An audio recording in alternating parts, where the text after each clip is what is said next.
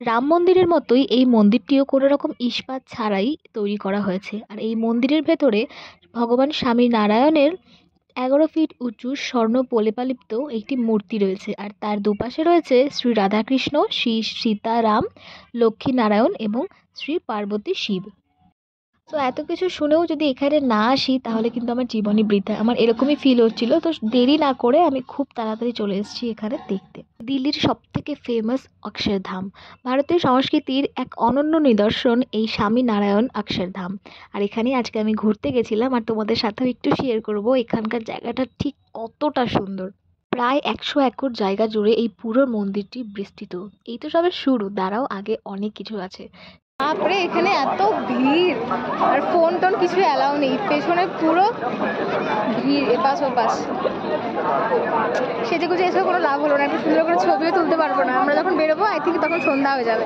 তো যাই হোক, আপাতত আমরা গেট নাম্বার দিয়ে ঢুকছি, পেছনে মন্দির।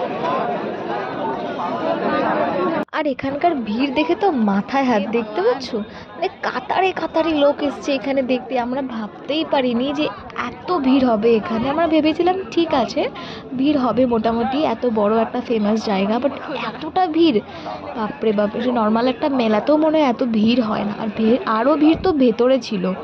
সো এই হচ্ছে গেট আর এই হচ্ছে মোবাইল ফোন ব্যাগ সব কিছু জমা দেওয়ার জায়গা।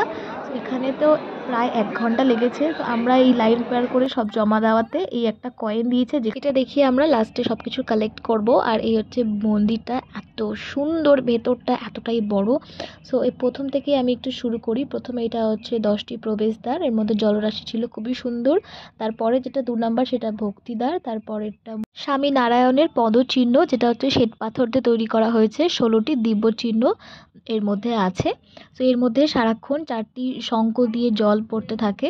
আর এটাই হলো আসল মন্দির, এটাই হলো অক্ষরধাম মন্দির। মন্দিরটা এত সুন্দর, ভিতরের কাজগুলো এত নিখুঁত। প্রত্যেকটা কোণায় কোণায় তুমি যদি হাত দাও তুমি বুঝতে পারবে যে এই জায়গাটা এইভাবে কেটে এইভাবে বানানো হয়েছে। হ্যাঁ, আর পুরো মন্দিরটাই কিন্তু গোলাপি পাথর আর সাদা শ্বেত পাথর দিয়ে তৈরি করা হয়েছে। আর এই যে দেখতে পাচ্ছ এখানে অনেকগুলো হাতি, এটা হচ্ছে এখানে বলা হয় যে এটা প্রায় ১,০৭০ ফিট লম্বা হাতির পিঠের উপর দাঁড়িয়ে আছে পুরো এই মন্দিরটা। আর এখানে প্রায় ১৮০টি পাথরে খোদাই করা আছে হাতি, মানুষজন, পশু পাখি।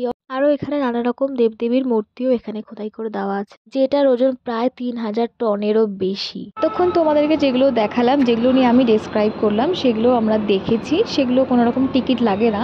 আর আমরা অনেকটা রাত হয়ে গেছিলো, সেই কারণে আমরা খুব একটা দেখতেও পারিনি ঠিক মতো বিষয়গুলোকে। সো আমরাও অনেক কিছু দেখিনি, আমরা পরের বার গিয়ে আবার দেখব।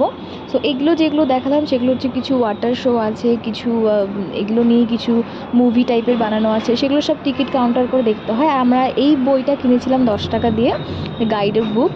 এই মন্দিরটার বিষয়ে আমিও খুব একটা জানতাম না, এই বইটা দেখেই আমি যতটা জানতে পেরেছি আমি তোমাদেরকে জানিয়েছি। তবে হ্যাঁ, কেউ যদি ভাবো যে অক্ষয়ধামে এসে পুজো দেবে, সেটা কিন্তু পসিবল না। এটা একটা ধাম, মানে দর্শনীয় স্থান বলতে পারো। ভেতরে কোনো পূজা অর্চনার কোনো রকমই কোনো ব্যবস্থা নেই। তো এই জিনিসটা আমিও নিজে খুবই মিস করেছি, পূজা অর্চনা বিষয়টা। ভিতরটা এত সুন্দর, এখানকার পরিবেশ। তো যারা যারা এখানে আসবে বলে ভেবেছো অক্ষরধামে, সো ফার্স্ট তো সকালে আসবে, খুব সকালে আসবে, তাহলে ভীষণ ভিড়। ভেতরে এত ভিড় নেই, কিন্তু বাইরেই ভিড়। জুতোর ওখানে ভিড়, ফোন জমা দেওয়ার ওখানে ভিড়, ফোন নেওয়ার ওখানে ভিড়, লাইনের ওপর লাইন, বাপরে বাপ, শুধু লাইন আর লাইন। আমি কিছু মানে এত হাসি পাচ্ছিল, আমরা এসেছি এত বিকেলে। সো খুব ভালো লাগলো, খুবই মজা লাগলো সব কিছু।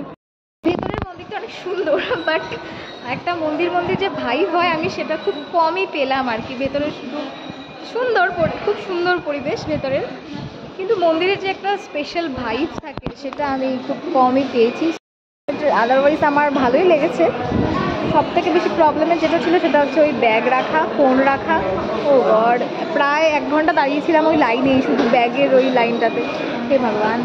হ্যাঁ, আর এটা হচ্ছে অক্ষরধাম মেট্রো স্টেশন। এখান থেকে নেমে জাস্ট ডান দিকে ১ মিনিট হাঁটা পথেই কিন্তু একদম পুরো মন্দিরের বাইরে থেকে দেখা যায়, যেখানে আমি প্রথমে ভিডিওতে দেখিয়েছিলাম পার্কিং, হাঁটার পথ। সো ওখান থেকে কোনো রকম অটো বা গাড়ি ধরার কোনো দরকার নেই, তোমরা এভাবেই যেতে পারবে। এখন বাজে ৯টা, রাত্রি ৯টা। আমি জানি না হোস্টেলে অ্যালাউ করবে কিনা। সো এখন আমি যাচ্ছি রুমে। সো বাই, দেখা হবে নতুন কোনো ভিডিওর সাথে।